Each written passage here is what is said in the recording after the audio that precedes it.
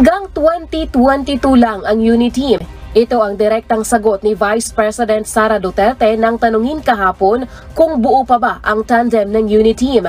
Ang UNITEAM was the tandem during the 2022 elections, and then tandem of Bongbong Sara during the 2022 elections. And then nga mga kababayan, bago natin ituloy ang video na ito, kung bago ka lang sa aking YouTube channel baka pwede makahingi ng like at subscribe at click mo na rin ang notification bell para updated ka sa aking nilalabas na bagong video. Salamat po. Pag-usapan natin ngayon ang pahayag ni VP Inday Sara kahapon tungkol sa UNITEAM o yung pagtutulungan ng Marcos and Duterte, yung nagpanalo sa kanila landslide na win.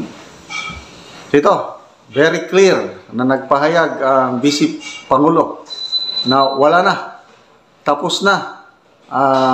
Kung sa magkasintahan pa, break up na ang UNITEAM. So ito po ang balita ng UNTV. Pakinggan ninyo, then magbigay ako ng komento.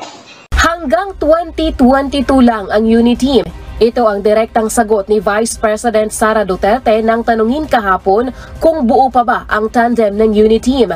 Ayon kay VP Sara, nagawa na nito ang kanyang purpose na panalunin sila sa halalan.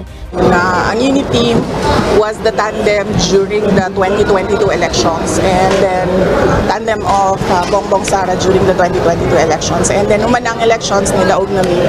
And gapasalamat mi sa ato ang mga kaigsuunan sa ating mga kababayan sa kanilang suporta sa tandem ng noong 2020. So the UNITEAM no longer exists afterwards?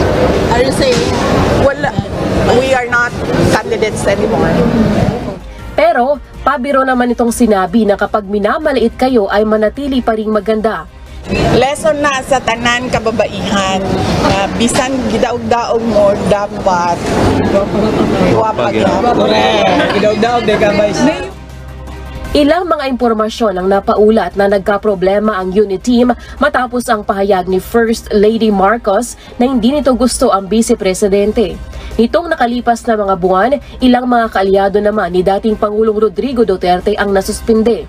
Tulad na lamang ni Cebu City Mayor Michael Rama at Davao del Norte Governor Edwin Hubahib. At ngayon naman ay pinag-uusapan ang napipintong suspensyon umano ni Davao City Mayor Baste Duterte. Nitong Enero, sinabi ni Pangulong Marcos na may tiwala pa rin ito kay VP Sara sa kabila ng pang-aatake sa kanya ng ama nitong si former PRRD. Sa ngayon, wala pa umanong plano ang Vice Presidente para sa 2025 elections. Wala pa ko'y plans for midterm elections, pero diri sa Davao, naayos na to na mo first quarter of this year, and wala lang ko ka-attend sa convention sa Hugpong sa taong lungsod, pero naayos na po nila ang partido diri sa Davao City. Lelaine Moreno, UNTV News and Rescue. Diyos ang aming sandigan, serbisyo publiko ang aming pinahahalagahan. So yun na po klaro na. Yung UNITEAM, nung election lang yun. Nung May 2022, yan, UNITEAM. So sabi niya, nanalo naman kami, di wala na. Sayang, ang ganda sana yung simula, ang daming umasa. Ako, sinasabi ko nung una, napakalaking political capital yung 32 million votes na nakuha nilang dalawa. Ang laking suporta nun.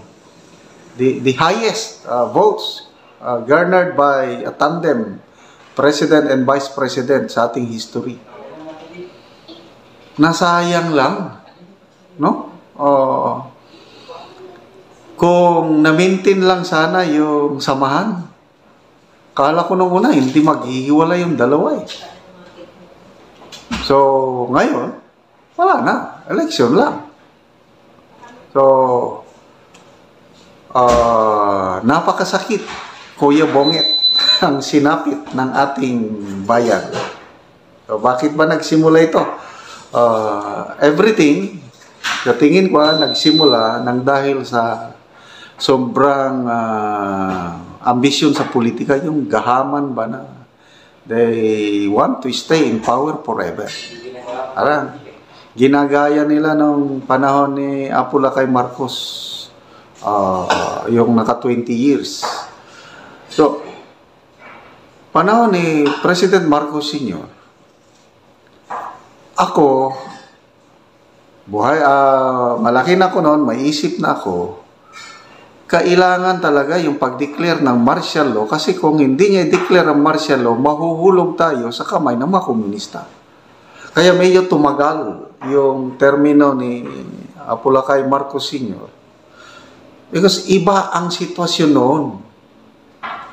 Kailangan niyang mag-declare ng martial law para ma-save ang ating bansa. So, yan, tumagal siya ng 20 years. Parang yan ang gustong mangyari ng Junior. Umagal. Kaya nga, nag-break na ang unity nung maklaro na yung motibo ng Marcos Romualdez family na ayaw nilang masingitan. Okay? So by 2028, gusto nila sila pa rin. Election sana, kaya lang nakikita nila wala silang pag-asang manalo ang kandidato nila sa 2028. So anong ginawa? Yun na, yung People's Initiative na, charter change na para maging yun na, ginagaya. Ganon din ang Marcos Sr. Naging parliamentary tayo. Gusto nilang gayahin para may maging prime minister na hindi mananalo sa isang presidential election. So, tapos, yun na, ginipit na si BP Sara, nagsimula sa confidential funds, kung ano-anong demolition job versus kay BP Sara. Malala ko pa, yung pati traffic, nako, sa Commonwealth, malala nyo last year, pinaratangan si BP Sara na siyang nag-cause ng traffic sa anong avenue yun, Commonwealth Avenue. Dami. May bomb threat pa sa Butuan City. Kung ano-ano na lang. Tapos, pati mismong pamilya ng BP, may lalaki daw. Ano pa? Yung paggastos ng pondo sa Davao City, kung ano-ano na lang ang ibinatong putik kay BP Sara. Kaya anong nangyari? Nako, naging matatag ang BP. Lalong napamahal siya sa taong bayan kasi ano lang siya, tahimik lang siya. Paminsan-minsan lang siya magsalita kung kinakailangan. Ano yung grabing pagsalungat niya sa administrasyon, yung plano na peace talks with the communists.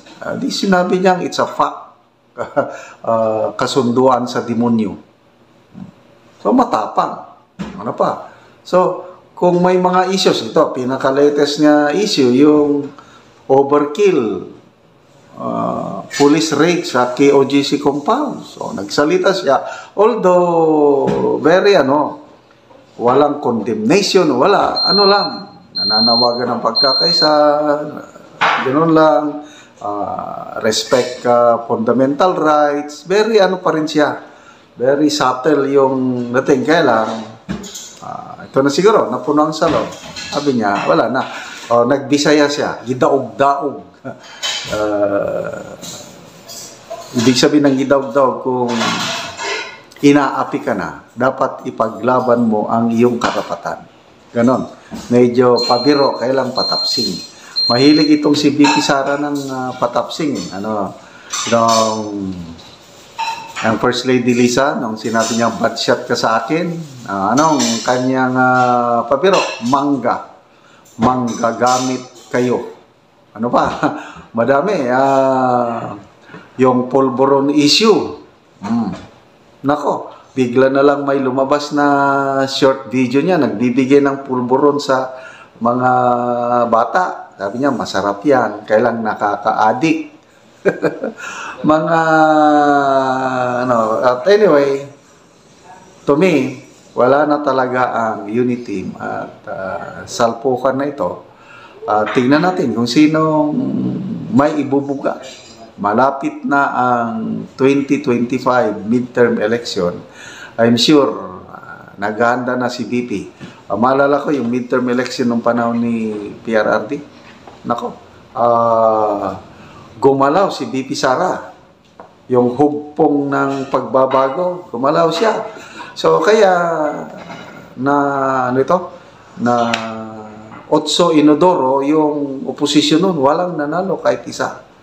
So tingnan natin ngayong 2025 kung sinong mga may ibubuga, kasi napaka-importante ang 2025 para sa 2028. Mabuhay ka, BP Inday Sara.